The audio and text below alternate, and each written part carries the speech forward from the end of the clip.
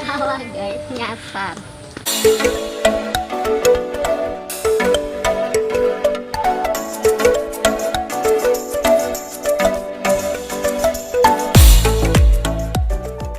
Hai semuanya, balik lagi di channel Cerita Eca. Jadi hari ini tuh hari Sabtu, aku tuh mau ke makam papa aku. Kebetulan berapa hari yang lalu, tepat tanggal 17 Agustus papa aku ulang tahun. Kita sekarang mau ke makam, mau ngedoain papa. Semuanya pagi-pagi udah panas banget sih. Di depan orang tua, kau hormatkan diriku.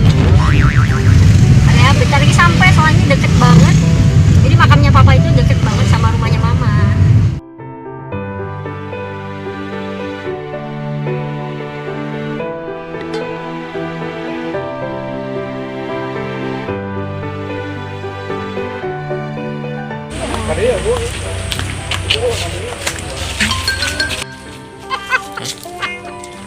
Salah guys, nyasar.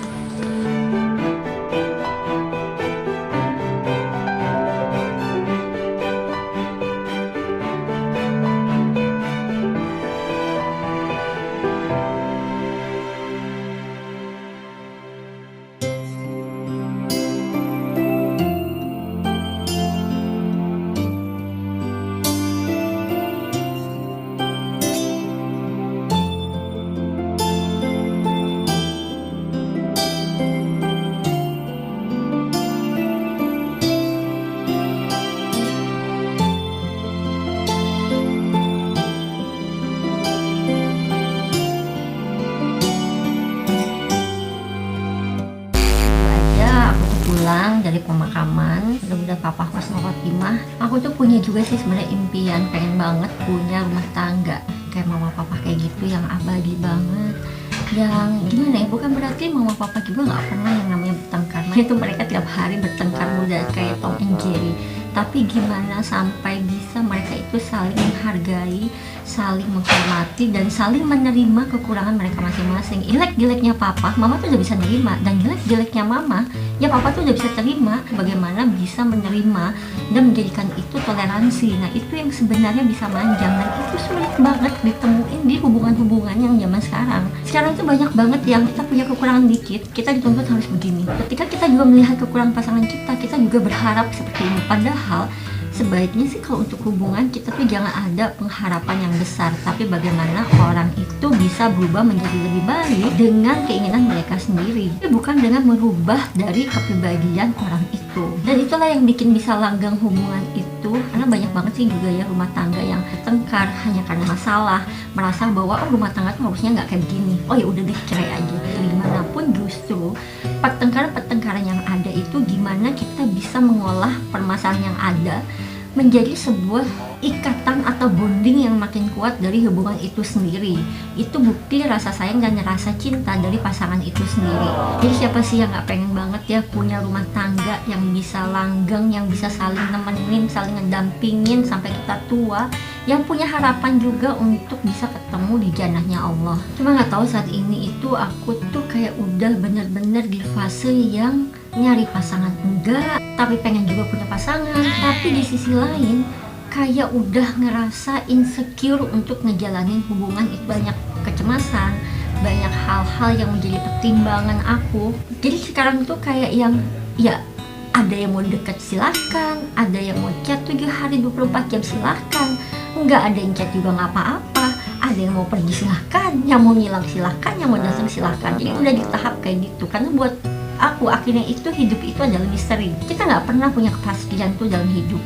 Buat aku saat ini yang namanya yakin akan sebuah hubungan itu ketika si laki-laki itu datang ke rumah, bicara sama orang tua, dan menyatakan keseriusan dia, niat dia untuk memilih aku sebagai teman hidupnya. Nah, baru aku akan yakin dan akan serius menjalankan komitmen itu. Karena sekarang itu gak tau ya, kayak nih banyak banget akhirnya orang yang bersikap seenaknya dan semaunya.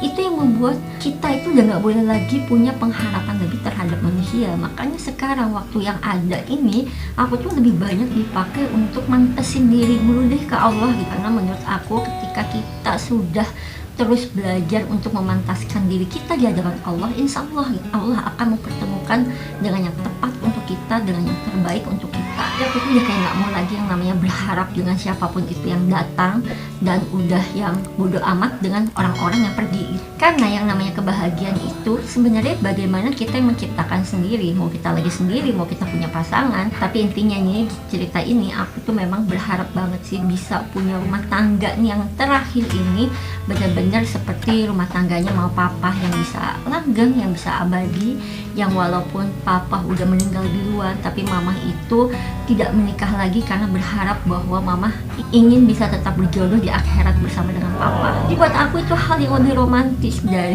film-film drakor. Banyak mungkinnya perempuan yang merasa, kenapa sih kok dia nggak chat lagi, kenapa sih gini nih, apakah ada yang salah atau gimana.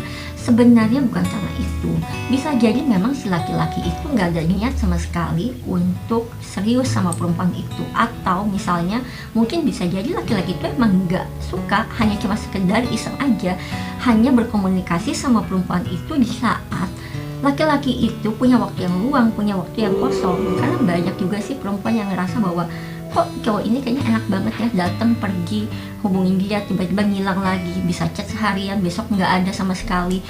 Kalau menurut aku hal ini tuh udah nggak perlu kita pusingin lagi.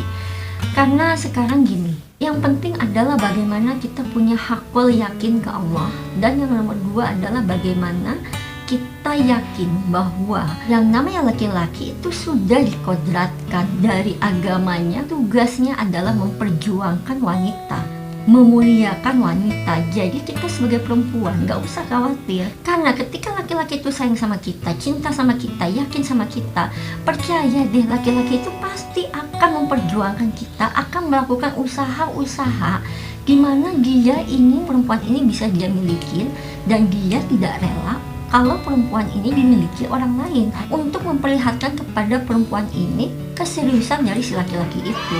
Jadi ya simpel aja, kita tinggal lihat aja sejauh mana laki-laki itu memperjuangkan kita untuk bisa mendampingi dia di hidupnya. Dan kalaupun misalnya laki-laki itu akhirnya pergi atau ngilang, ya udah, nggak perlu harus disedihin juga, nggak perlu kita kayak apa ya, sesalin juga. Artinya memang laki-laki itu nggak pantas buat kita, dan kita layak mendapatkan yang lebih baik dari itu. Karena kalau aku ngeliatnya kayak gini, itu kita mencari untuk rumah tangga, untuk pendamping hidup yang sama-sama untuk mengejar ridho Allah, yang mengejar surganya Allah.